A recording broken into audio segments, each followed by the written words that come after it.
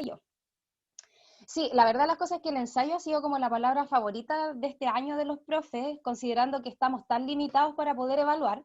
Por ejemplo, esta unidad en realidad se compone de 3 evaluaciones, pero nosotros tuvimos que reducirla a 2 porque la tercera creemos como equipo que es muy difícil de evaluar, ya que era la presentación oral del ensayo. No es que no se pueda, pero es que no todos tienen las condiciones apropiadas de conexión para poder, por ejemplo, presentar de manera oral el ensayo, aparte que no es lo mismo estar frente a un público que estar aquí desde la virtualidad, créanme que hay una diferencia abismante, esto de no poder vernos las caras, es una cuestión tremenda, entonces finalmente nosotros hemos decidido que las evaluaciones van a quedar en 2, por una cuestión también de sanidad mental y porque la universidad nos ha como que nos ha fomentado también el hecho de reducir el número o la cantidad de evaluaciones pensando en el bienestar común, porque para todos ha sido bien difícil este año. Entonces, hay muchos, de hecho, hay muchos profesores que han adoptado el método de evaluación a través del ensayo, no son los únicos. Ayer me contaba un compañero de educación física que él estaba muy complicado porque en casi todos los ramos prácticos, por ejemplo en handball, en cuestiones deportivas, como no pueden hacer las pruebas prácticas, los profesores le están pidiendo hacer ensayos. Entonces, y aquí viene como esta pregunta, ¿no? Así como, ¿cómo hago el ensayo? ¿Cómo parto? Digamos, si uno se mete a internet y averigua, lo primero que nos dicen es que el ensayo tiene una estructura básica, ¿cierto? De introducción, desarrollo y conclusión. Pero luego viene la pregunta de qué tengo que poner en cada parte, pues qué va en una introducción, qué pongo en el desarrollo, qué pongo en una conclusión, y finalmente se hace un poco difícil poder determinar qué elementos tiene cada parte del ensayo. Entonces lo que vamos a hacer hoy día es ver de qué se trata el ensayo, qué tipo de texto es, de qué elementos se compone, y vamos a mirar un ensayo de una compañera que hace 2 años atrás hizo este mismo trabajo de escritura que van a hacer ustedes.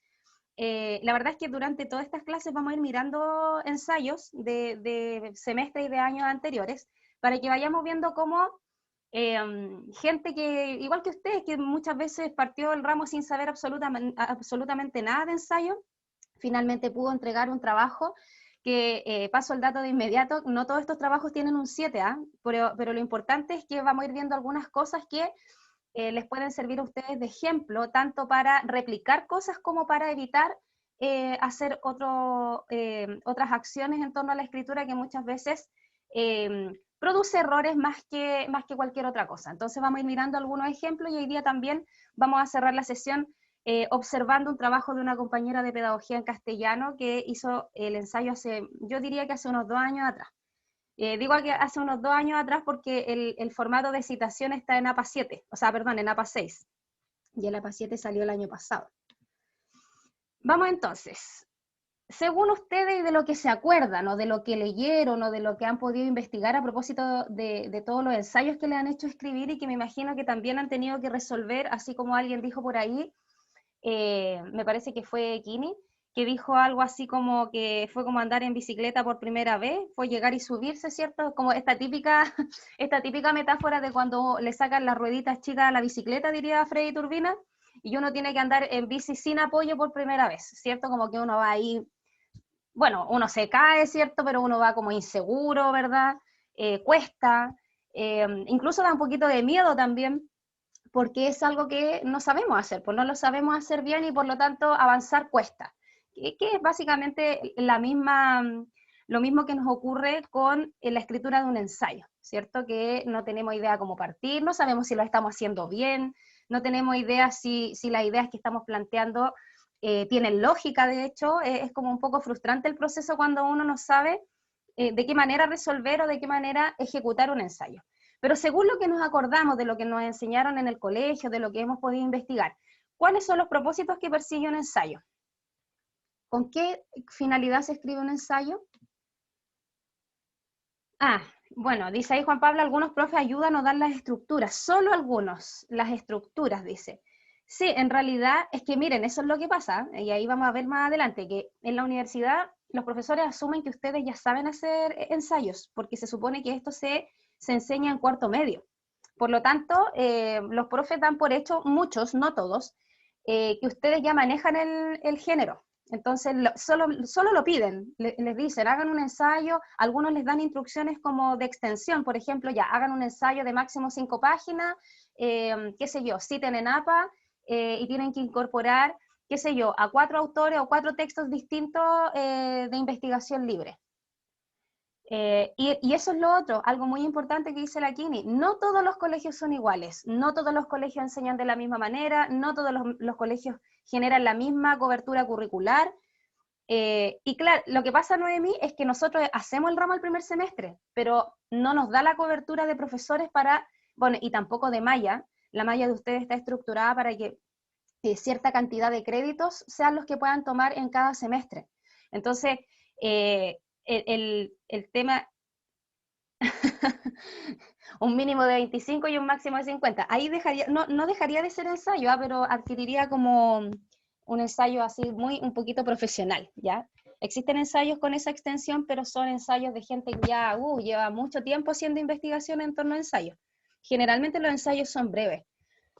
Entonces, lo que ocurre es lo que nos dice ahí Kini y Noemi, ¿verdad? Que este ramo debería estar en primer semestre, pero lo que pasa es que no todos tienen la misma posibilidad de tomarlo el primer semestre por el tema del creditaje. Más que en realidad por el hecho de no tener tanto profe, porque nosotros quizás podríamos generar cobertura para dar el ramo el primer semestre a todo el mundo. El problema es que son los créditos, ¿ya? Los créditos de las mallas, cómo están organizadas las mallas de ustedes, hace que nosotros hagamos este ramo el primer semestre y el segundo semestre del primer año. Lo que sí nos procuramos es que este ramo se dé el primer año, ¿ya? Porque nosotros sentimos que es algo muy necesario. La gente que lo toma el primer semestre y que en realidad, porque el primer semestre ustedes no toman ramo, sino que se lo asigna a la universidad, tienen la suerte de poder vivir la experiencia del ramo, digamos, a inicios de año, porque se preparan para todo lo que viene. Pero lo importante, ¿cierto?, es pensar que este ramo lo están viviendo ahora el primer año y no en tercero o cuarto, en realidad nunca, que por ejemplo fue mi caso, yo nunca tuve un ramo como este. Entonces, hay muchas cosas que, como dicen por ahí, ¿verdad?, uno las tiene que aprender en el camino, ¿verdad? Uno tiene que ser muchas veces autodidacta y buscar las estrategias necesarias para aprender solo. Nosotros hemos observado esta dificultad a lo largo de la vida universitaria y en algún minuto ya surgió como la necesidad concreta de elaborar un ramo que pudiera enseñar a hacer estas cosas, porque sabemos que el colegio muchas veces no responde a las necesidades que la universidad y a las exigencias que la universidad va presentando en el camino. Ya vemos ya que las exigencias académicas son súper distintas a las que teníamos en el colegio. Entonces, según lo que ustedes se acuerdan, pensando en que también los colegios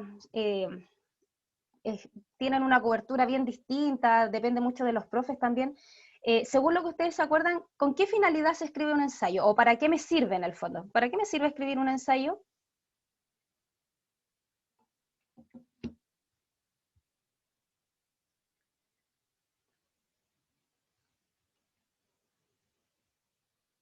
¿Alguien se acordará por ahí? ¿O así por intuición, ya que ustedes han escrito ensayos, con qué finalidad? Ya, Scarlett dice para argumentar una idea sobre un tema. El ensayo tiene mucha argumentación, ¿ya? Pero, ¿se acuerdan cuando yo les dije en la unidad 1 que el texto que nosotros habíamos hecho en la prueba no era precisamente un ensayo? Porque le faltaban características para poder considerarlo un ensayo. Jacqueline también dice, para manifestar una postura personal. Un ensayo precisamente se compone de muchos elementos argumentativos. De hecho, ahí preguntan luego, ¿qué recursos utiliza? Efectivamente, utiliza recursos argumentativos. Por lo tanto, siempre cuando nosotros hablamos del ensayo y damos una definición o una idea, lo primero que uno dice es que el ensayo es un texto complejo porque es un género híbrido. ¿Qué significa que sea híbrido? Que está compuesto por una serie de elementos de otros tipos de textos. Entonces, pareciera ser que echamos como a la juguera un montón de elementos de otros textos, ¿cierto? Prendemos la juguera y sale el ensayo. Literalmente es así. Aquí los componentes que van a la juguera son recursos expositivos, todos los recursos que vimos en la primera unidad, ¿se acuerdan? En la definición, la descripción, nosotros vimos cuatro elementos pero la verdad es que existen más elementos, nosotros vimos más elementos expositivos, ¿ya? O sea, los vimos todos nombrados, pero en específico abordamos 4. Pero acuérdense que aparte de la definición, de la descripción, de la ejemplificación y de la reformulación, estaba la causa-consecuencia, el problema-solución, la comparación-contraste, y todos esos elementos, ¿verdad?, expositivos también constituyen o podrían estar presentes en un ensayo. Y algo muy importante, ¿cierto?, y es un elemento, digamos, central dentro del ensayo, tiene que ver con los recursos argumentativos, que era lo que decían nuestras compañeras en el chat. Esto de defender una postura personal dentro del texto, de asumir, ¿cierto?, una tesis que luego yo voy a defender con ciertos argumentos, ¿verdad? Y claramente esos argumentos tienen que estar o tienen que presentar evidencias a través de los respaldos. Y nosotros dijimos, ¿verdad?, en la unidad número 2, que los respaldos en los textos, ¿qué recursos utilizamos para respaldar los argumentos? Las citas, profe. Muy bien, las citas, ¿cierto? Las citas son nuestros respaldos. Y la Kini, como me pregunta aquí, ¿con qué intencionalidad se escriben ensayos? La intención de todo ensayo es generar una reflexión profunda sobre un tema. Por eso acá, yo siempre como que se me olvida, pero está ahí la imagen del pensador, ¿cierto? ¿Por qué está la imagen del pensador? Porque en el ensayo lo que se busca, con la intención que se escribe, es para generar una reflexión en torno a un tema determinado. Y por eso, como el ensayo es inminentemente reflexivo argumentativo, se dice que es un texto, aparte de híbrido, es un texto que tiene una estructura más o menos libre. ¿Por qué? Porque la verdad de las cosas es que estructuralmente hablando, el ensayo tiene esta estructura base que tiene casi todos los textos expositivos, que es introducción, desarrollo y conclusión. Pero dentro de cada parte, ¿verdad?, va a existir como una especie de microestructura. La introducción tiene una microestructura, el desarrollo tiene una microestructura y la conclusión también tiene una microestructura. Y esa microestructura va a variar.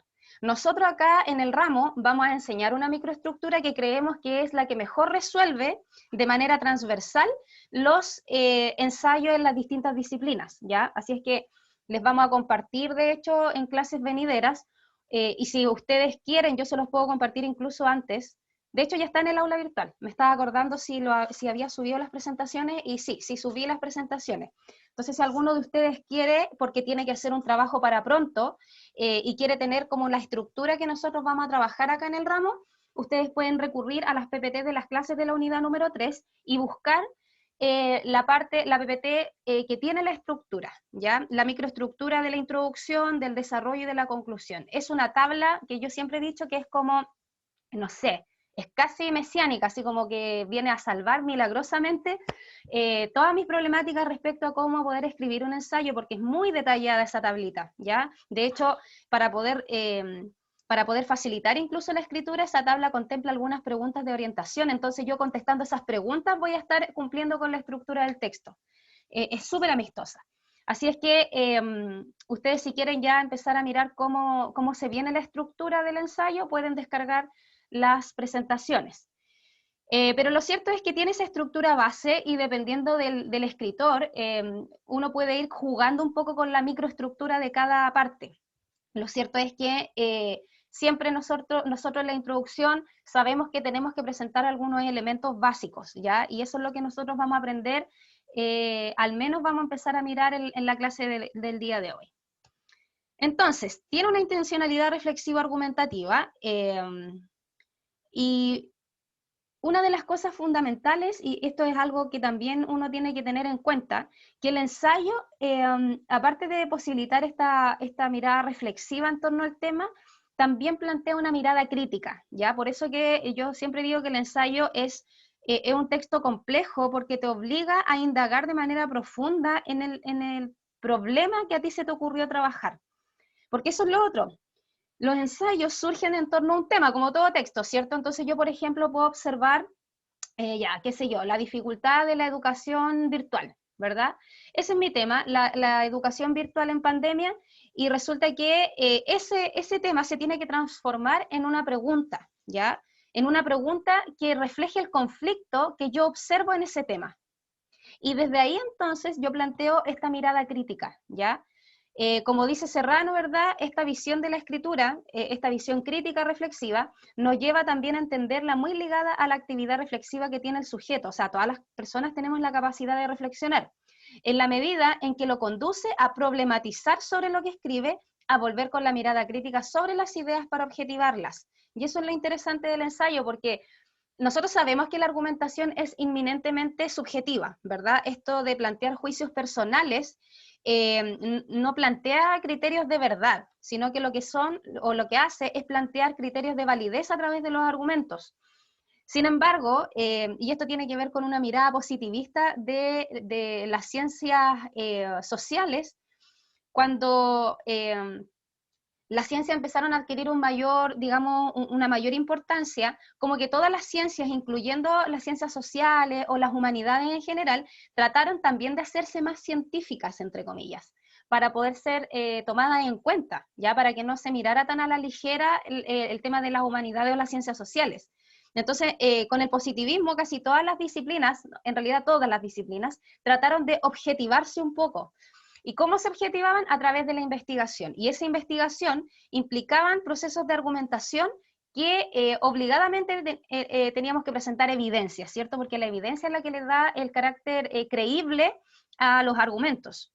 Por lo tanto, cuando yo hablo de un carácter o de una mirada crítica, ¿cierto? Lo que estoy diciendo es que el ensayo precisamente lo que hace es problematizar un tema determinado. Por eso que todo ensayo parte con una pregunta. Entonces, ustedes siempre se han preguntado de qué manera puedo yo partir un ensayo, hagan una pregunta que evidencia el conflicto que ustedes ven en el tema que tienen que trabajar.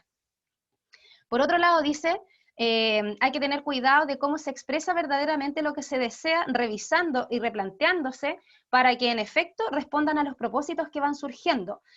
Otra cosa importante entonces, según lo que nos dice Serrano, es que todo ensayo tiene que tener un propósito súper claro, ¿ya? O sea, el propósito del ensayo no va a ser la nota que el profesor me va a poner por el trabajo. Tiene que haber un propósito ligado efectivamente a esta mirada reflexiva crítica que yo estoy haciendo sobre el tema. Pero esa mirada reflexiva se puede abordar desde distintos puntos de vista y por lo mismo yo tengo que tener claro ese propósito. Porque el objetivo del ensayo siempre va a ser la brújula de lo que yo, de las acciones que yo tengo que hacer en torno a mi escrito. Y muchas veces lo que pasa cuando yo no tengo un propósito claro dentro de la escritura es que yo me voy a ir por las ramas, por cierto, voy a empezar a hablar de todo un poco y al final como que el texto no tiene mucha lógica o no tiene mucha congruencia porque lo que le pasa a ese escritor es que no tiene claro cuál es el propósito del texto. Entonces, como segundo elemento importante, el ensayo debe tener un propósito explícito y claro. Bueno, y todo este proceso conduce a la transformación del conocimiento porque lo que nosotros estamos haciendo, en palabras, ¿cierto?, de Angulo, es precisamente ahondar, detallar, reflexionar y mezclar ideas antiguas, ¿cierto?, que ya están dentro de nuestra disciplina con ideas propias que responden a nuestro contexto. Y por lo tanto, ¿verdad? El ensayo es un tipo de texto que genera un acceso disciplinar porque nosotros vamos co-construyendo nuestro conocimiento en torno a problemáticas de nuestro entorno, pero con conocimientos que ya están ahí en nuestra disciplina, ¿ya?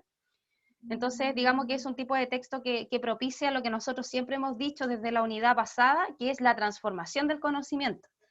Y a diferencia de cómo funciona el ensayo en la universidad, en el colegio, ¿cierto?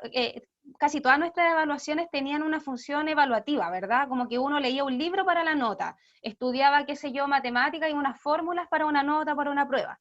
Por lo tanto, ahí la verdad es que respecto a los resultados mismos, existe una mirada súper reducida o limitada sobre lo que ustedes pueden demostrar a través de ese tipo de evaluaciones, que tienen como función, ¿verdad? O tienen puesto el foco en la nota o en la evaluación, más que en el proceso de investigar, en el proceso de aplicar los conocimientos. Entonces, cuando nosotros planteamos una evaluación en torno a la importancia que tiene la nota, lo que estamos haciendo es solamente limitar el conocimiento al grado de comprensión que ustedes alcanzan respecto a un tema determinado y quizás a establecer algunas relaciones entre ciertos conceptos, pero más allá es bien difícil porque ustedes están trabajando para una nota y no para ejercer ciertos ejercicios cognitivos, ¿cierto?, que me van a permitir generar un producto. Y por eso que la escritura siempre se tiene que desarrollar como lo vamos a hacer ahora, de manera paulatina, progresiva, porque en el fondo, como lo habíamos visto en la unidad número 1, la escritura es un proceso. Entonces, si yo no entiendo que la escritura es un proceso, muy difícilmente voy a poder, por ejemplo, entender que se necesita tiempo para producir un texto. Si yo pido, por ejemplo, un ensayo de una semana para otra, considerando que ustedes están, qué sé yo, con un montón de evaluaciones entre medio, eso significa que yo no estoy entendiendo la escritura como un proceso, donde ustedes tienen que primero planificar el texto, tienen que después luego textualizarlo, ¿verdad? Empezar a escribir y luego tienen que editarlo una vez que terminen ese proceso de escritura. Pero claramente, si yo establezco tiempos en los que ustedes no van a alcanzar a hacer ese proceso, significa que a mí como profesor me interesa la función evaluativa más que la función formativa del proceso. Y en este caso nosotros vamos a trabajar una unidad entera, o sea, todo lo que nos resta del semestre para poder generar un buen producto, ¿ya? Porque en la medida en que ustedes trabajan paso a paso, después de manera autónoma van a poder aplicar estos mismos métodos. Pero cuando nosotros trabajamos la escritura desde una función formativa, lo que estamos propiciando son un montón de cosas. Por ejemplo, desde el punto de vista de la comprensión de lectura, estamos fomentando que ustedes hagan una buena selección de textos. ¿Se acuerdan que en la unidad pasada hablábamos desde la mirada de Ángulo cómo elegir o seleccionar textos pertinentes para una investigación? Esto de que teníamos que tomar en cuenta si estaba actualizado o no estaba actualizado, teníamos que tomar en cuenta, ¿verdad?, si estaba validado dentro de la disciplina o no, si eran textos digitales o textos impresos, ¿verdad? Entonces ahí es como que a ciertos autores les dan algunos criterios, y esos criterios los hemos compartido para saber desde ahora en adelante qué elementos tengo que considerar para poder elegir un texto. Y Fran, yo voy a contestar esa pregunta con la actividad que vamos a hacer hoy día, ¿ya? Ahí vamos a ver qué es lo que se hace en una introducción. Al menos vamos a ver la introducción hoy día, ¿ya? Bueno, también nos permite reconocer las ideas principales y secundarias de un texto y poder también reproducirlas dentro del propio escrito. Y por último, ¿verdad? Evaluar los aportes de las fuentes. Esto de si en realidad las citas que yo estoy eligiendo, por ejemplo, son adecuadas o en realidad están entorpeciendo el trabajo de escritura. Y desde el punto de vista de la escritura misma, el uso del léxico preciso, ¿verdad? Esto de estar eligiendo un vocabulario técnico adecuado, adecuar el registro, ¿verdad? Que no es lo mismo hablar, no sé, con un amigo que estar expresándose en un ensayo. Claramente ahí el registro uno lo va adecuando a la situación comunicativa, y en ese sentido el ensayo siempre busca un registro lo más formal posible. Y por último, desde el punto de vista de la escritura, tenemos que organizar y jerarquizar las ideas, ¿verdad? Esto de que hay ideas más relevantes que otras, entonces, por lo tanto, en la estructura de mi texto van a aparecer en ciertos lugares, porque yo voy a priorizar ideas dentro de mi trabajo. Entonces, como ustedes se pueden dar cuenta, cuando uno trabaja la escritura desde la función formativa, se pueden desarrollar muchas más habilidades que cuando lo hacemos pensando en la nota. Y esto es lo primero, Fran, a propósito de qué elementos debe tener una introducción. El punto de partida inicial es advertir un problema, yo ya se los había dicho. Si el tema entonces es la educación virtual en tiempos de pandemia, que ese podría ser el tema, ese tema yo lo tengo que transformar en una pregunta, ¿ya? Porque en el fondo, si yo digo, bueno, mi trabajo se trata sobre la educación virtual en tiempos de pandemia, si yo lo declaro así, yo todavía no observo como lector cuál es el problema que yo voy a trabajar o cuál es el conflicto o por qué este tema le causa conflicto al autor o emisor del texto. ¿Se entiende? Entonces, lo primero que ustedes tienen que hacer cuando elaboran un ensayo, una vez que ya tienen determinado el tema que van a trabajar, es ver en qué medida ese tema se transforma en un problema para mí. ¿Qué conflictos yo observo que se dan en torno a ese tema?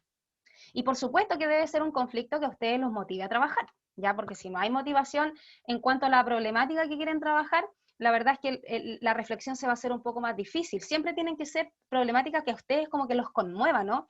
Que a ustedes los motive a investigar. Por lo tanto, el punto de partida siempre es advertir un dilema, ¿verdad? Y esa problemática se va a considerar como el recurso fundante del ensayo, porque sobre ese problema nosotros vamos a trabajar y se van a constituir todos los demás elementos del ensayo. Entonces, esta problemática se va a materializar en preguntas de investigación. Ustedes pueden hacer muchas preguntas, ¿ya?, en torno a un tema. Lo importante es que nosotros nos quedemos siempre con una pregunta, ojalá, si el ensayo es breve, quedarse con una pregunta o con 2 preguntas en torno al dilema que ustedes observan. Pero esas preguntas, ojalá, y como consejo, esto no aparece en la diapositiva, así que si quieren lo anotan por ahí, como consejo siempre planteen preguntas lo más abiertas posibles, ¿ya? Porque, ¿qué ocurre? Muchas veces nosotros planteamos preguntas que limitan la capacidad de respuestas. ¿A qué me refiero? Hay muchas preguntas que son o que motivan o que generan respuestas binarias, es decir, de 2 alternativas. Por ejemplo, no es lo mismo decir, ¿es la educación virtual un método factible y efectivo en tiempos de pandemia? ¿Cuántas respuestas yo puedo hacer a esa pregunta? ¿Cuántas respuestas surgen? ¿Surgen muchas respuestas o está limitada el número de respuestas? ¿Qué creen ustedes? Voy a escribir la pregunta en el chat porque a mí también se me olvida. Ya, ¿es la educación virtual efectiva en tiempos de pandemia? ¿Qué creen ustedes? Esa pregunta que estoy escribiendo en el chat y que aparece ahora, ¿es una pregunta que permite muchas respuestas o es una pregunta que más bien limita el número de respuestas? ¿Qué creen ustedes?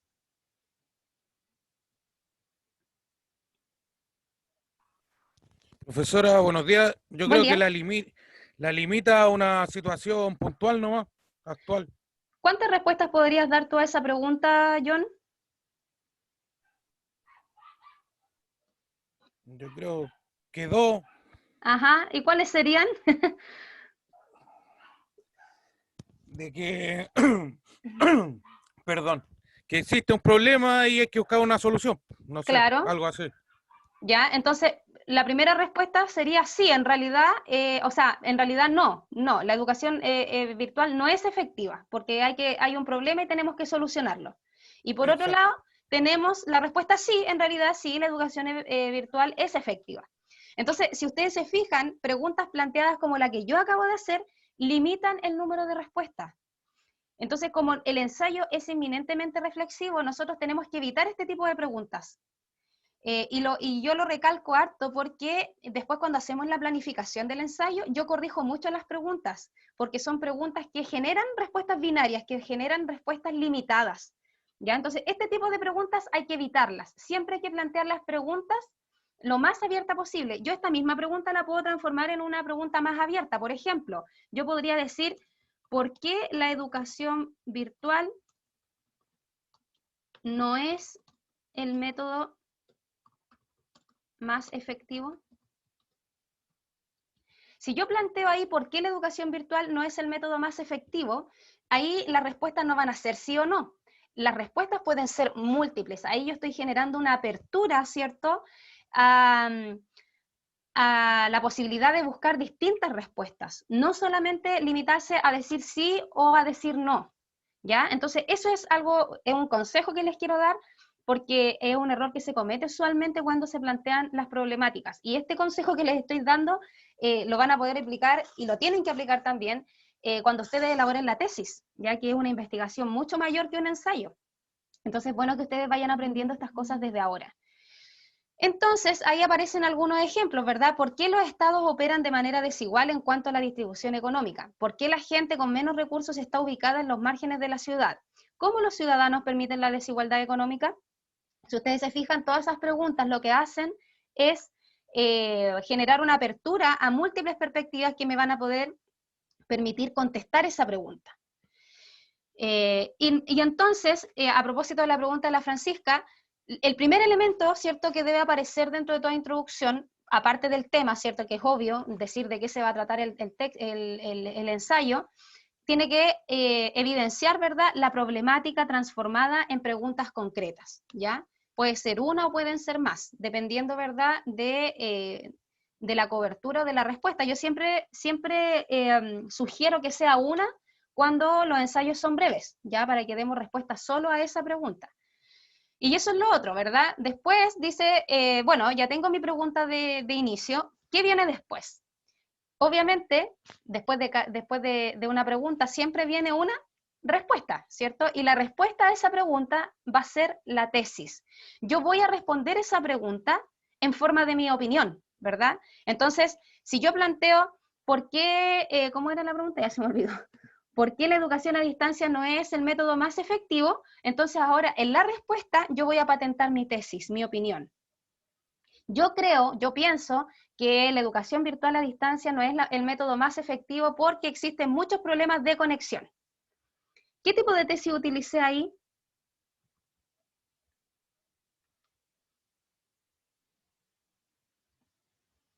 Ahí utilicé un tipo de tesis, de las que vimos nosotros en clases. Ay, no sé qué hice. Ahí. ¿Se acuerdan que vimos 5 tipos de tesis nosotros en la unidad 1? Sí, profe. Y ahí estoy escribiéndola en el chat para que puedan identificar el tipo.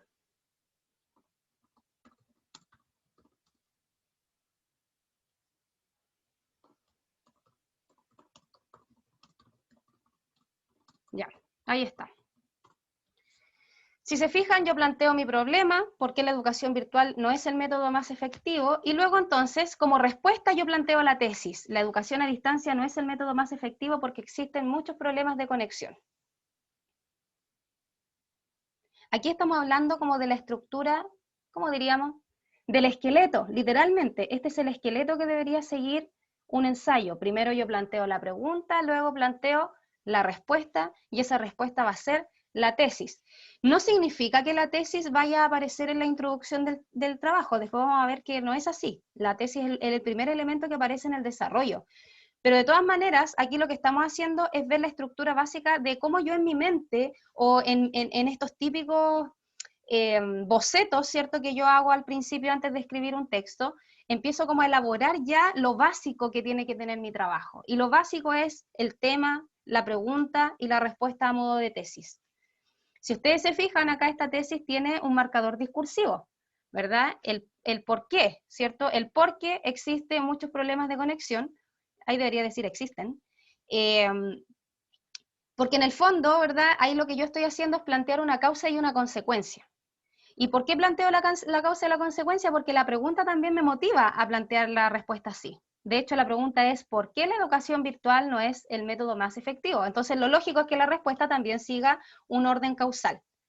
Y aquí yo tengo que tener ojo, porque acuérdense que las tesis tenían ciertas características, siempre se plantean como afirmaciones, siempre son enunciados breves, que expliciten de la manera más sencilla posible cuál es mi posición frente al tema o al conflicto planteado, y siempre tiene que seguir uno de los tipos, de las tipologías que nosotros vimos en clase, para que sean tesis que estén efectivamente bien construidas. Entonces yo puedo hacer una tesis política, puedo hacer una tesis causal, puedo hacer una definición, una afirmación por definición, puedo hacer una afirmación por analogía.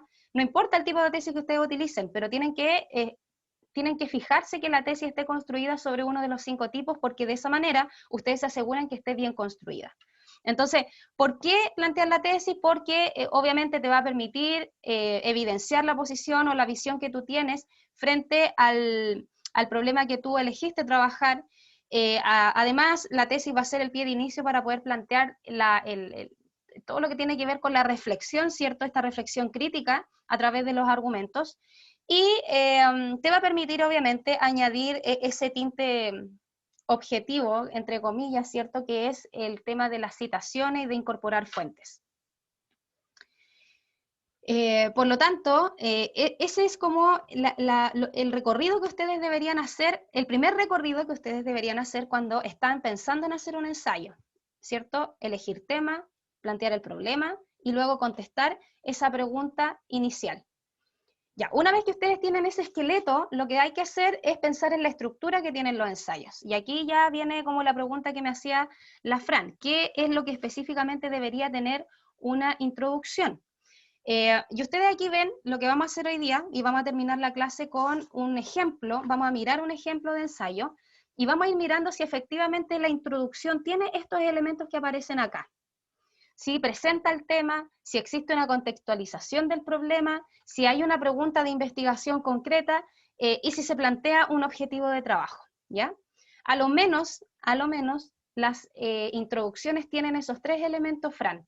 Una presentación del tema, donde yo voy a nombrar el tema específico y lo voy a explicar, una contextualización del problema que va a culminar con el planteamiento de una pregunta, y por último, ¿verdad?, el planteamiento de un objetivo. Nosotros le agregamos a esta estructura un elemento más, que es ideas de anticipación, es decir, de lo que yo me voy a encontrar dentro del texto durante el desarrollo y el cierre. Por ejemplo, primero voy a abordar, qué sé yo, la problemática de los distintos recursos ligados a tecnología y a Internet, pensando en la tesis que planteé acá, sobre la educación virtual.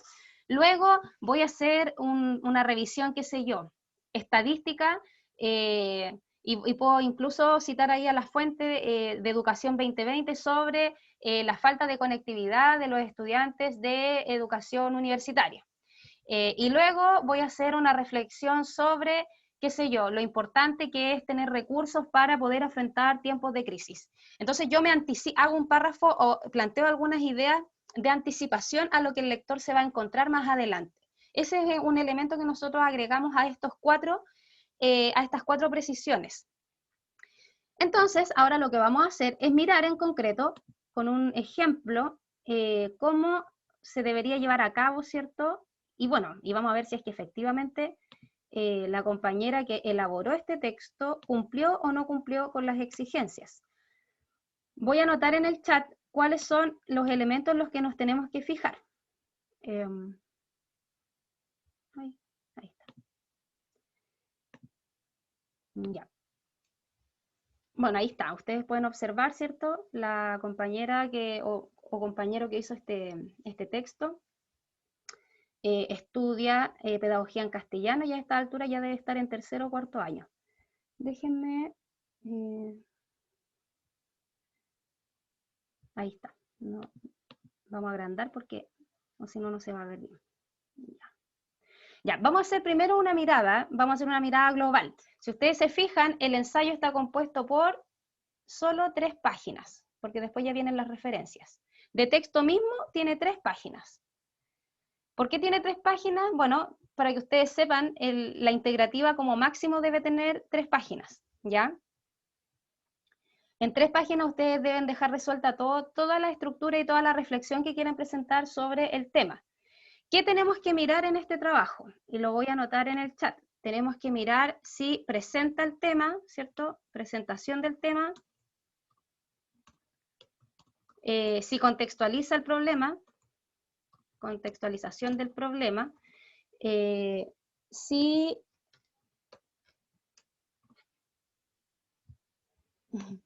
ya, ahí sí, contextualización del problema. Si aparece la pregunta, ¿cierto? La pregunta, y si tiene o aparece el objetivo. Son esos 4 elementos que tenemos que mirar acá. Entonces voy a partir leyendo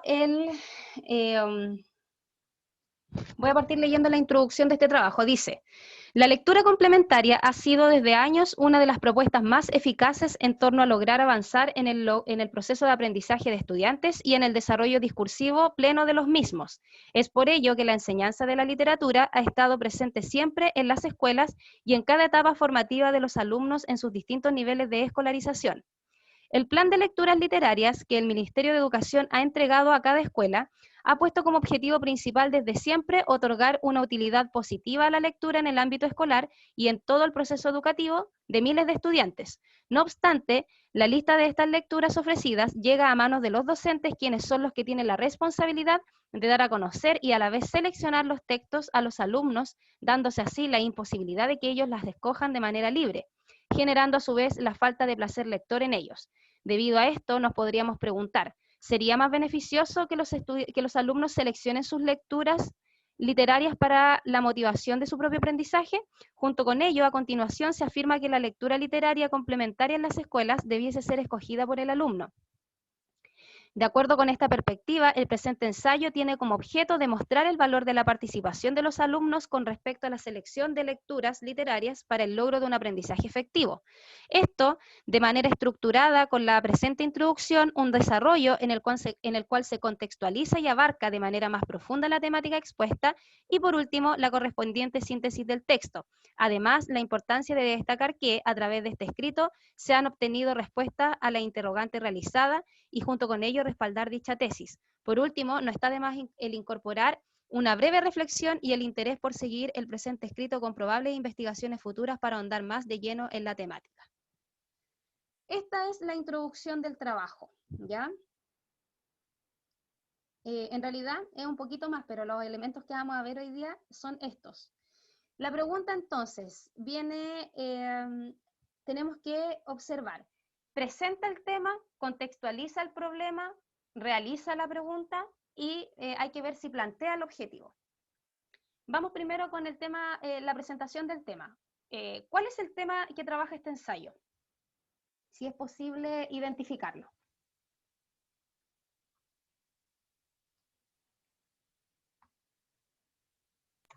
La lectura complementaria.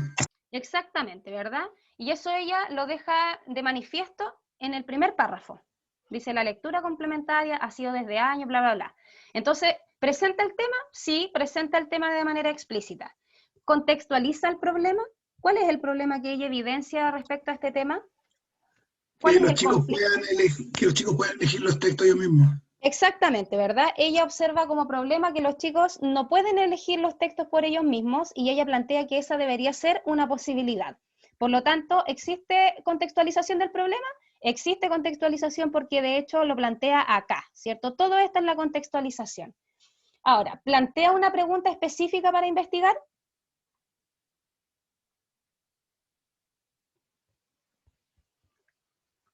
¿Hace un planteamiento de pregunta? ¿O no hay pregunta? Sí, hay una pregunta que se hizo. Ya, ahí la pregunta que es esta, ¿verdad? Cuando dice, ¿sería más beneficioso? ¿Qué crítica le podríamos hacer a esta pregunta? ¿O está bien planteada así? ¿Qué creen Es muy ustedes? ambigua. ¿Es ambigua?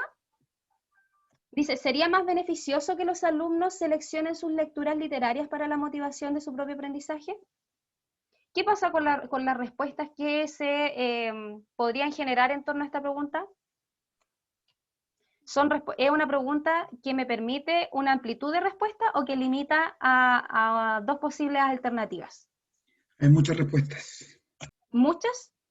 Yo creo que hay pocas, yo creo que hay dos nomás. ¿Cierto? Sí, Porque yo puedo contestar sí, sería posible o no, no sería beneficioso, ¿cierto? No hay más. Por lo tanto, esta es una pregunta que limita el número de respuestas y genera lo que nosotros decimos respuestas binarias, ¿verdad? Sí o no. Entonces, ojo ahí, por eso que yo les dije, no todos estos trabajos nos sirven como ejemplo para ir mirando cosas, pero también para ir evitando cometer algunos errores que van a entorpecer quizás el trabajo. La crítica que le hacemos a esta pregunta es que efectivamente limita el número de respuestas, ¿ya? Pero aparece la pregunta que era el elemento que nosotros teníamos que mirar, sí aparece, ¿cierto? Haciéndole un par de críticas a la pregunta, pero está presente. Y luego el objetivo. ¿Cuál es el objetivo que tiene este ensayo?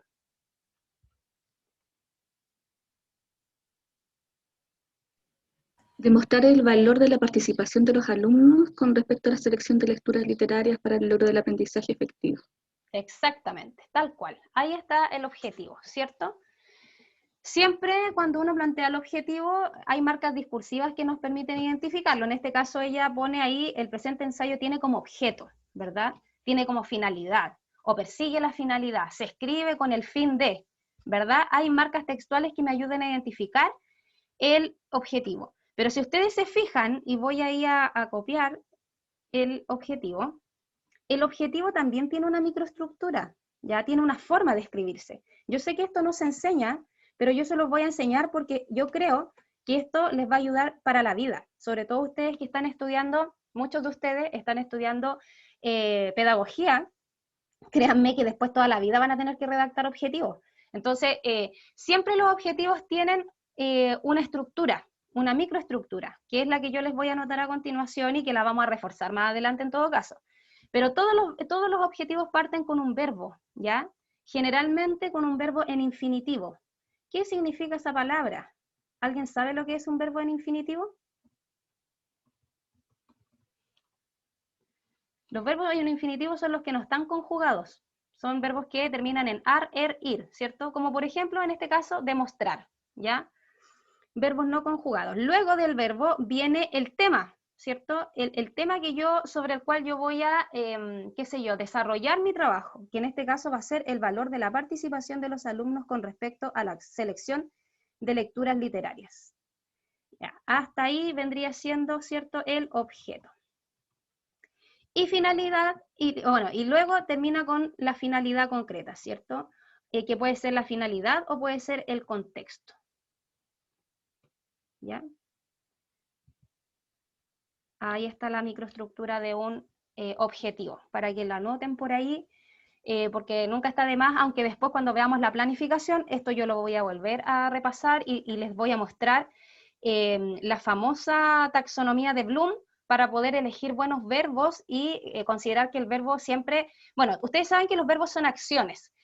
Cuando yo planteo un verbo dentro del objetivo, en el fondo lo que me dice son cuáles son las acciones que yo voy a desarrollar dentro de mi trabajo. El objetivo, por eso que se transforma en la brújula, porque en el fondo me va a demarcar qué acciones son las que yo tengo que seguir para desarrollar mi texto. Por lo tanto, la elección del verbo es lo más importante dentro del objetivo, porque plantea la acción concreta que yo voy a realizar. Y esto es lo que pasa, que muchas veces nosotros seleccionamos verbos y no cumplimos, dentro del trabajo como que no cumplimos con las acciones que el verbo manifiesta. Por ejemplo, si yo elijo el verbo identificar, ya quiero identificar los factores que perjudican la selección de las lecturas literarias. Identificar significa que yo las voy a reconocer y las voy a nombrar. Pero si yo después me pongo a criticarlas, eso está fuera del verbo identificar. Esa es una acción que no corresponde al verbo que yo elegí. Y ahí tenemos que tener mucho cuidado porque el verbo siempre es nuestra brújula, ¿cierto? El verbo como que ilumina las acciones que yo voy a cometer dentro del escrito. Por lo tanto, así como cuando teníamos que elegir el verbo dicendi correcto para poder introducir una cita, para poder desarrollar un objetivo de trabajo, tenemos que siempre poner ojo en el verbo que vamos a utilizar. Bien, eso era lo que teníamos que ver hoy día y la microactividad que va a quedar para la semana y para que podamos revisar la próxima clase es, yo les voy a dejar otro ensayo que también fue escrito por otro estudiante hace unos años atrás y van a tener que hacer este mismo ejercicio, ver si aparece la presentación del tema, si aparece el contexto del problema, si presenta o no presenta la pregunta, y también de paso ahí ustedes ponen si es una pregunta abierta o es una pregunta que limita las respuestas, y finalmente el objetivo, ¿ya? Entonces yo les voy a dejar otro ensayo para que ustedes hagan esto mismo que hicimos ahora en clase, pero lo hagan de manera autónoma. Y esa actividad, como siempre, la vamos a retroalimentar la próxima clase junto con los resultados de la prueba número 2. ¿Queda alguna duda sobre la clase de hoy día? No sé si tienen alguna duda. Si tienen alguna duda, me la pueden plantear ahora ya. Y si no, damos por concluida la clase del día de hoy. Que yo les dije que iba a ser una clase cortita porque es la clase introductoria. ¿No? ¿Estamos todos ok? Sí, estoy claro, profe. Listo, perfecto. Entonces, perfecto. Nos vemos entonces el próximo sábado en el mismo horario. Vamos a revisar, vamos a mirar la prueba, vamos a comentar, ¿cierto?, cuáles fueron las dificultades, si tienen todavía alguna duda con alguna cosa alguna pregunta de la prueba, y vamos a revisar esta actividad para poder avanzar con el tema del ensayo. Ahí, de hecho, vamos a revisar concretamente las fechas de entrega de la planificación, que es la primera evaluación, ¿ya? Para tener clarita el tema de las fechas.